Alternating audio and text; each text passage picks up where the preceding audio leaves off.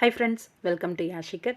கொஞ்ச நாள் ஒரு ஃபியூ டேஸ் முன்னாடி ஒரு அப்டேட் ஒன்று கொடுத்துருந்தேன். ஞாபகம் இருக்கும்னு நினைக்கிறேன் உங்களுக்கு. கண்டினியூஸாக ஒரு சில பேர் வந்து கேட்டுகிட்டே இருக்காங்க. நம்மளோட சிங்கப்பெண்ணை சீரியலில் மகேஷ் அப்படிங்கிற கேரக்டர் பண்ணிகிட்டு இருக்காரு தர்ஷக். அவர் வந்து சீரியலை விட்டு விலகிட்டாரு அப்படிங்கிற மாதிரி நிறைய ரூமர்ஸ் எல்லாம் போயிட்டுருக்கு.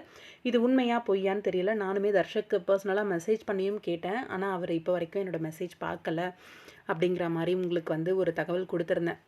போயிருக்க மாட்டார், பார்ப்போம். ஆனால் தெரியல என்னன்ட்டு, கன்ஃபார்மாக வெயிட் பண்ணி தான் பார்க்கணும். அவரோட சைட்லேருந்து ஏதாவது அப்டேட் வந்தால் தான் தெரியும் அப்படிங்கிற மாதிரி சொல்லியிருந்தேன். ஞாபகம் இருக்கும்னு நினைக்கிறேன் உங்களுக்கு. இப்போ கன்ஃபார்மாக அடித்து சொல்லலாம், அவர் சீரியலை விட்டு விலக வாய்ப்பே கிடையாது அப்படின்ட்டு. என்னங்க நீங்கள் அப்போ தான் அப்படி சொன்னீங்க, இப்போ இப்படி சொல்கிறீங்க அப்படின்னு சொல்லி கேட்குறீங்களா? எஸ், என்னென்னா நேற்றுக்கு வந்து நம்ம தர்ஷக் அவருக்கு வந்து பர்த்டே.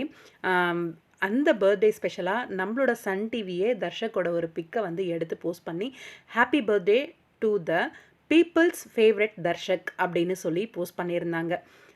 மக்களோட ஃபேவரட்டான ஒரு பர்சன் அப்படின்ற மாதிரியான ஒரு இது கொடுத்து கேப்ஷன் கொடுத்து ஒரு விஷ் பண்ணியிருந்தாங்க. அதை வந்து கொலாபரேஷனும் பண்ணியிருக்காங்க நம்ம தர்ஷக்கோட. சீரியலை விட்டு விலகியிருக்காரு அப்படின்னா கண்டிப்பாக இந்த மாதிரி விஷ் பண்ணி ஒரு போஸ்ட் வந்து ஷேர் பண்ணுறதுக்கு வாய்ப்பே கிடையாது. இது வந்து ரூமர்ஸ் அப்படிங்கிறதுக்கு இது ஒரு ஆதாரமே போதும். கண்டிப்பாக தர்ஷக் வந்து சீரியலை விட்டு விலகலை. அதனால தான் சன் டிவியை வந்து அவங்களோட இன்ஸ்டாகிராம் பேஜில் தர்ஷக்காக ஒரு பர்த்டே விஷ் பண்ணி ஒரு போஸ்ட்டும் போஸ்ட் பண்ணியிருக்காங்க. அது தர்ஷக் வந்து கொலாபரேஷனும் பண்ணியிருக்காரு. இது ரசிகர்களுக்கு ரொம்பவே சந்தோஷத்தை கொடுக்கும் அப்படின்னு நினைக்கிறேன். வாழ்த்துக்கள் தர்ஷக், பிலேட்டட் ஹாப்பி பர்த்டே.